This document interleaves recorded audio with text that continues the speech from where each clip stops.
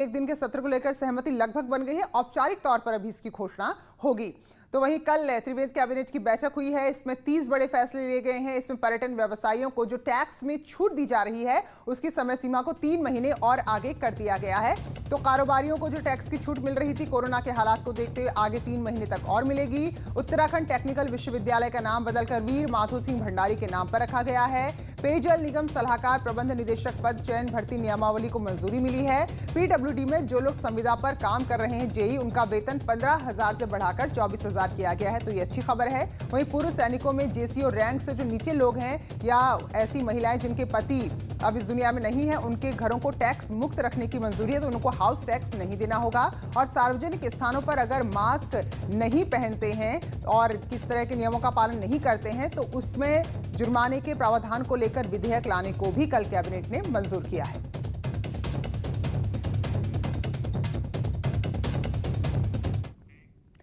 तो बहुत सारी चुनौतियां इस वक्त राज्य में एक साथ खड़ी हो गई हैं और इसी मौके पर मुख्यमंत्री त्रिवेंद्र सिंह रावत से न्यूज 18 ने खास बातचीत की है। तो कई मुद्दों पर बोले हैं मुख्यमंत्री, लेकिन पहली बार मुख्यमंत्री विधायकों की नाराजगी पर भी बोले। इसके अलावा जो तनख्वाह कट रही है और कोविड को लेकर सरकार आगे क्या योजना बना रही है वो भी तब जबकि 1000 से ज्यादा केस हर दिन सामने आ रहे हैं। तो एक खास बातचीत की गई है, सुनिए। कभी ये नहीं कहा कि हमको सीएम से कोई नाराजगी है।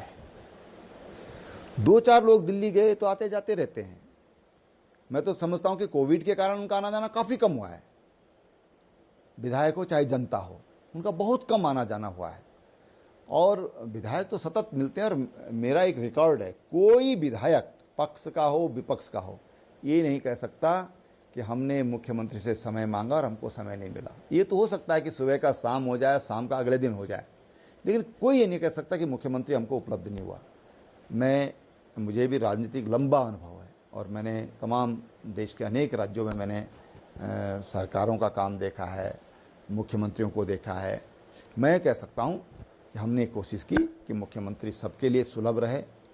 कोई दूरस्थ क्षेत्र से आता है उसको उसके समय की कीमत को समझते हुए उस आया है इतनी दूर से, तो कोई ना कोई बात होगी, उसको गंभीरता से हमको लेना चाहिए और हमने गंभीरता से हर बात को लिया है।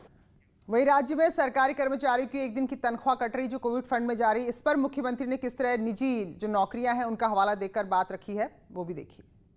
हमारे जितने भी कर्मचारी हैं उनको ये भी सोचना चाहिए कि जो प्राइवेट जिन लोगों के जॉब छूट गए, प्राइवेट लोग जो काम कर रहे हैं, किसी का वेतन 40% कट रहा है महीने में, किसी का 50% तक कटौती हुई और बहुत सारे लोगों को तमाम जो जहाँ वो जॉब करते थे उन्होंने उनको एक तरह से नौकरी से हटा दिया गया है।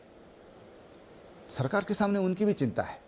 ये एक सकारात्मक सोच हो सकती है, यार हमको 29 दिन का वेतन हमको मिल रहा है, एक दिन का वेतन अगर हम कोविड के लिए दे दें तो क्या बुराई है, ये भी सोच सकते हैं। एक सकारात्मक सोच होना चाहिए कि हम तो कम से कम हमारी नौकरी पक्की है, हम कहीं हिलने वाले नहीं हैं।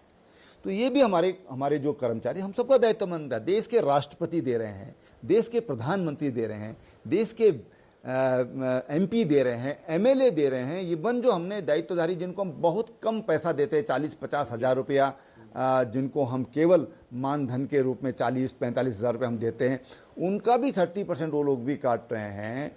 और कई कर्मचारियों ने अपना 15 दिन का